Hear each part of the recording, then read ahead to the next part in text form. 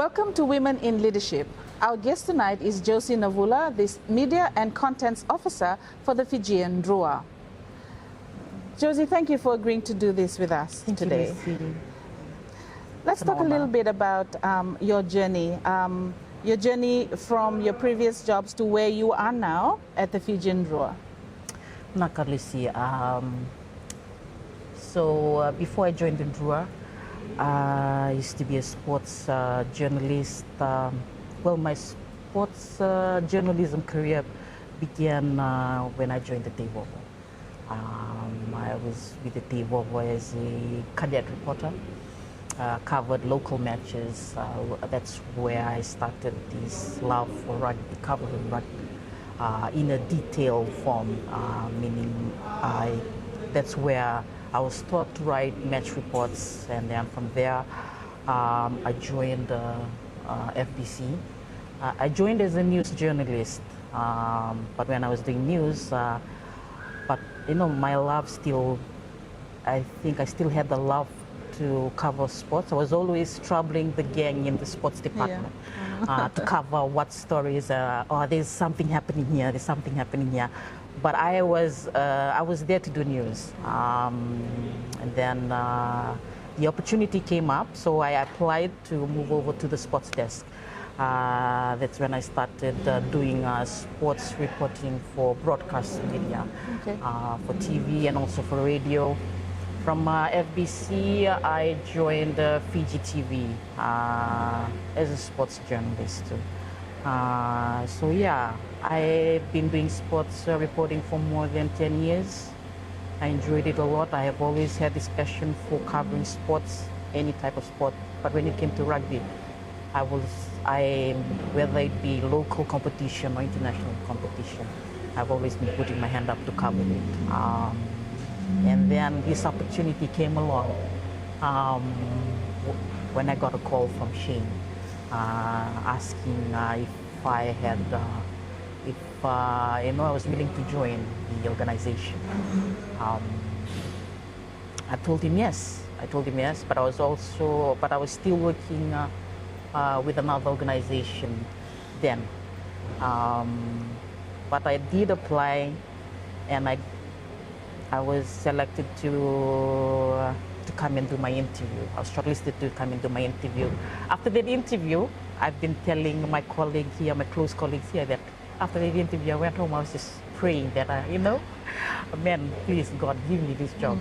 This is huge. I've always wanted to join a rugby organization, just to have a field of being on the other side.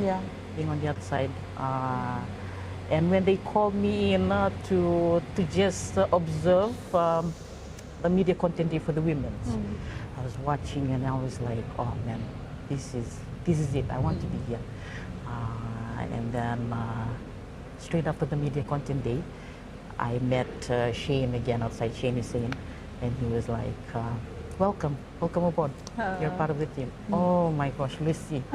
I didn't even call the cab. It was raining. I walked home. I wanted to walk home. I walked home, and I was just thanking God for the opportunity.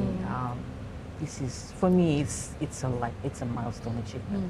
Like, even if I leave here, I would still be, I'll still have that pride to share with my children, my grandchildren, maybe in the future, and tell them, yeah, I was with Fijian Drua. I was with Fijian Drua at the early stages in the competition. So that's my journey, and I've been loving it so far. So what does your role encompass? What all do you do as a media and content officer? Lusi. So firstly, when it comes to my role, I like to describe it as I'm the bridge between the organization and the media. So my title requires me, so I look after the media aspects of both teams and also the organization as a whole. I write press releases for the organization. I look after the media requirements for both teams. But I travel with the women's team. I take photos. I'm required to be at, just updating the social media. I do videos, interviews with the players. I think one thing I've found, I don't know, one thing that still amazes me to this day is just trying to get the stories of the players out there. You know, when it's not our day, when the results don't go our way, I try and humanize the players. I try and tell their stories to the public, like what the people don't see behind the scenes. It's always a challenge too, because when the results don't go our way, or even if it goes our way, some of these players are still reserved. They're still much into that, I don't know, culture where they don't like to tell their stories. Yeah. They'd rather have other people telling their stories for them and not them telling their stories. But I've always told them, come on, in years to come, even when you have children or grandchildren, and when you tell them, I was once in the Drua, and by then, that generation, they'll want to have proof and all. So when they Google your name, oh yeah, he's he was part of the team and all that. That's how I always try and motivate them to tell their stories. But it's still a challenge, but I always love a challenge. I always love trying out new things with the player, like the players in terms of getting the stories out there. For me, it's just showing the world what these players are, their stories, how they got here, the journey of the club, and yeah. We'll take a short break, and when we're back, we will begin our discussions and our talanoa with Josie Navula, the Media and Content Officer of the Fijian Drua.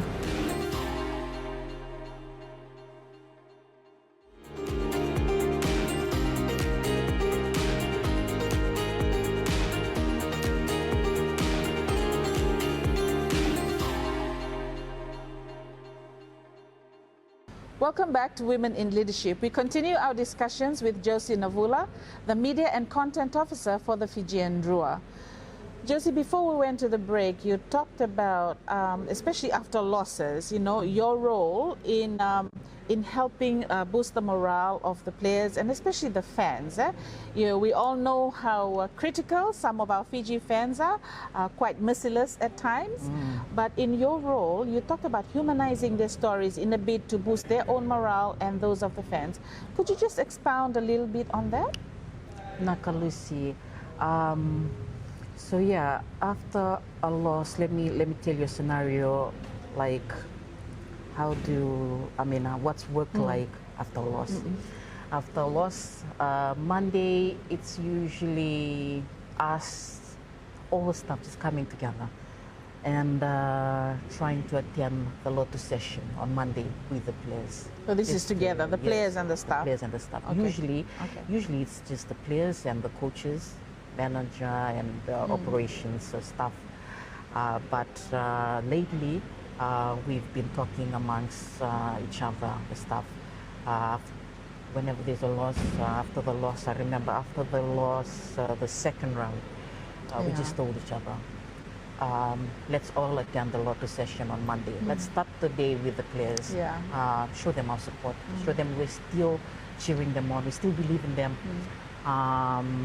And for myself, even if I don't know how to say this, but after a loss, there's always been a challenge just for myself, just to try and psych myself up for another new week, because I always believe that they need the support too. They're the ones playing out there. It also affects us. We're all fans. Yes. We're all rugby fans. But sometimes when you come like that, I usually just remind myself. It's always I always find myself in a situation where I have to remind myself, you're no longer in media. You're the media. You're the media and content officer for the team. You're for the team now.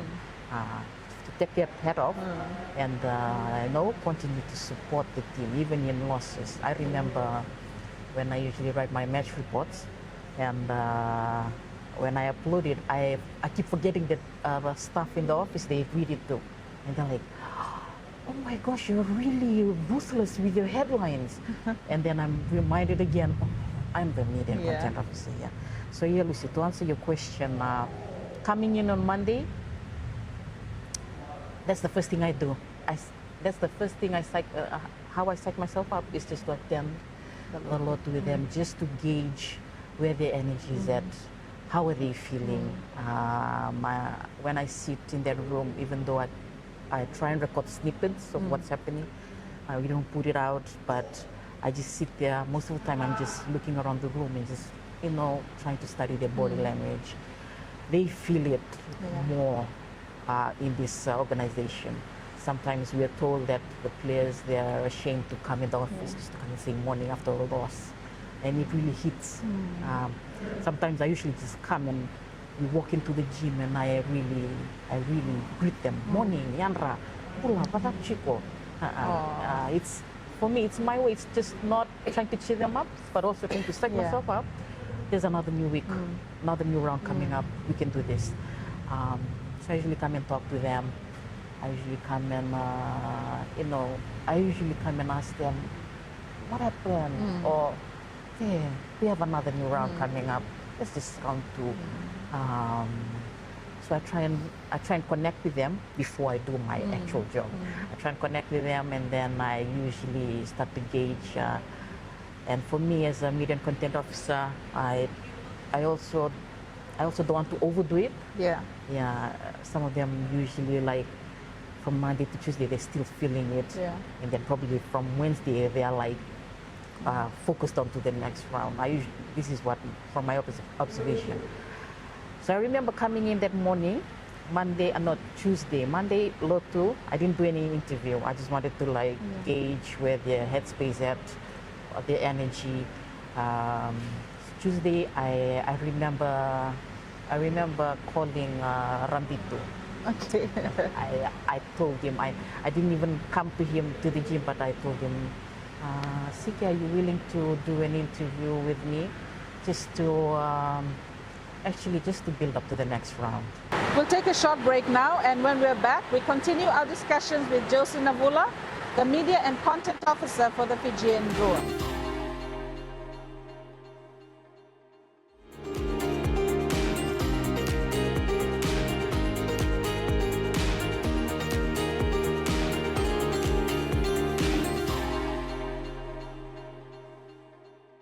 Welcome back to Women in Leadership. We continue our discussions tonight with Josie Navula, the Media and Content Officer for the Fijian Drua. Josie, you work in an area that is, sometimes is seen as a field that is predominantly male, but you are excelling in this field amongst other women staff who are here on the Drua with you. But coming in, what has been some of the things that have helped you grow in the profession? Naka Lucy, yes. A lot of people say that it's a male-dominated environment to work in. For me, I saw it that way too when I came in. When I came in, I was under the understanding I'll just manage the women. I won't do anything with the men's team. But when I came in, I was told, no, you're a media and content officer of the organization. Both teams. For both teams. But in terms of traveling, you will travel with the women's. So I started telling myself, oh, so that means I'll have to do contents for the men's, contents for both teams.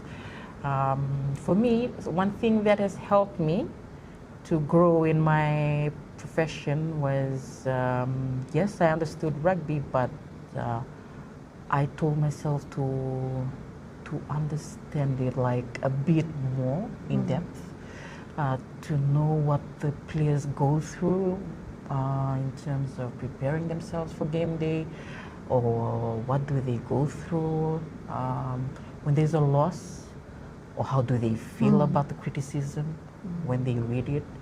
I sort of, because I usually tell myself when I read those comments, I usually tell myself, man, I was once like that. I was that when a team loses. But now when I'm in the organization, I sort of, I sort of put myself in these shoes most of Yeah. the time. When I'm reading the comments, I'm like, oh, it hurts. Yes. It really hurts. It does. But one thing I like about the environment I work in, we really don't condone those comments. Like, we really don't, like, treat it like, oh, leave it because we lost. We sort of saw it like, man, their families are reading, they're reading. So make sure before they read it, we, sort of deleted those comments, or because I don't know. When I first joined, I never really saw it that way. I never really connected more with the players. But as the years went on, now on to my third season, I see these players as my brothers now. I see them as family. When they're in a happy mood, we're all happy. When they're feeling a loss, everyone feels it. So we have to be like the like the bigger people here, like, try and cheer them up, tell them, don't tell him, this week is another round. So yeah, for me, it's understanding the game more, understand the players, just connect with them. It's sort of helped me more. And now I know what to do when there's when the results don't go our way. One thing I don't know. One thing that was my challenge last season, I remember telling my colleagues this. It was after the game in Suva against the Blues when we lost. Yes. I was lost. I didn't know what to do.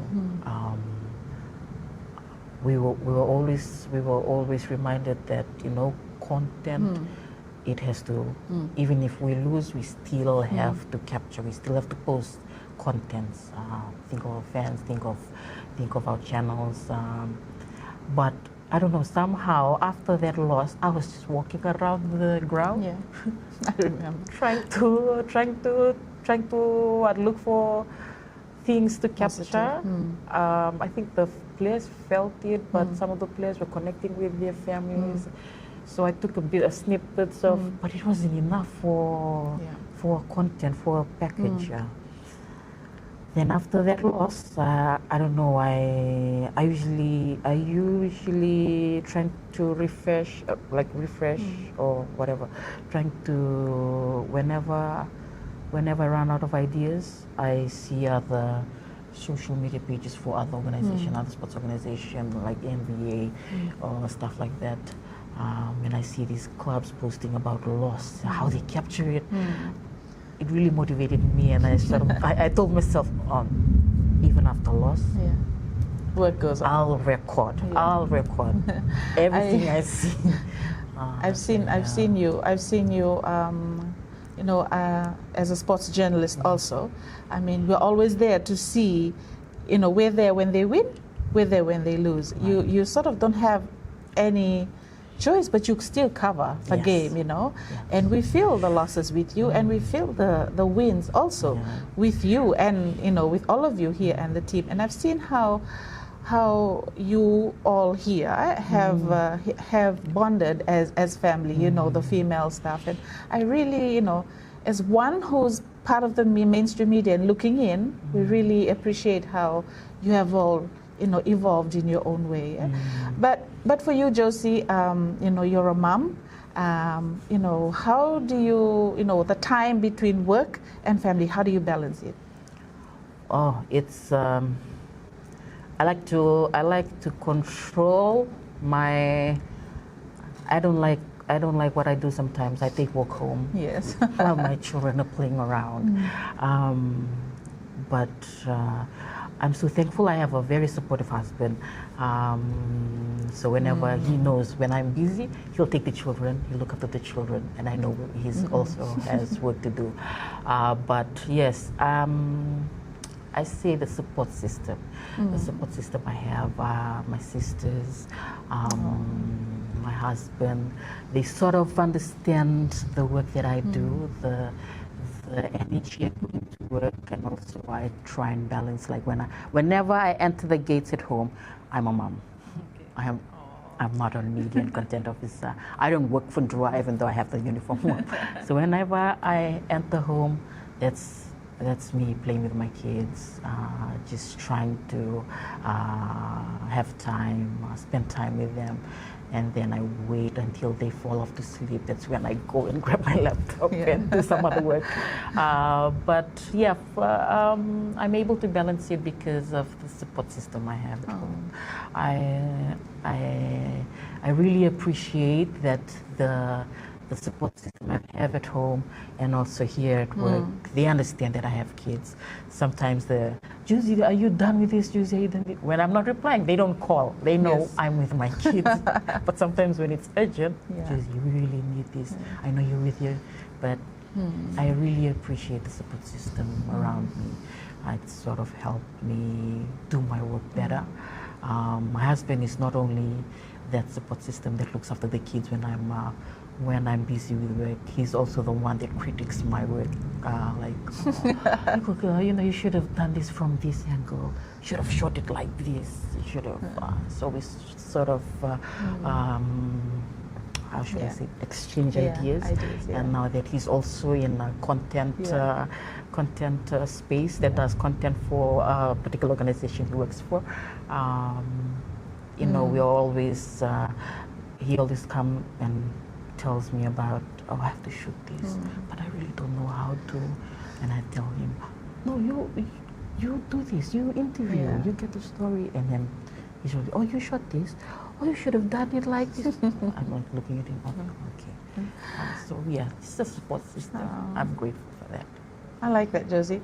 I like that you are evolving in the work here, and you also have a very good support system, with your husband also from the space. And I think that Ben, as your husband, and Vili and Vivi are blessed to have you as their mom. That has been our show on Women in Leadership tonight. Our guest has been Josie Navula, the Media and Content Officer for the Fijian Drua. Make sure to join us again next week on Women in Leadership only on MyTV.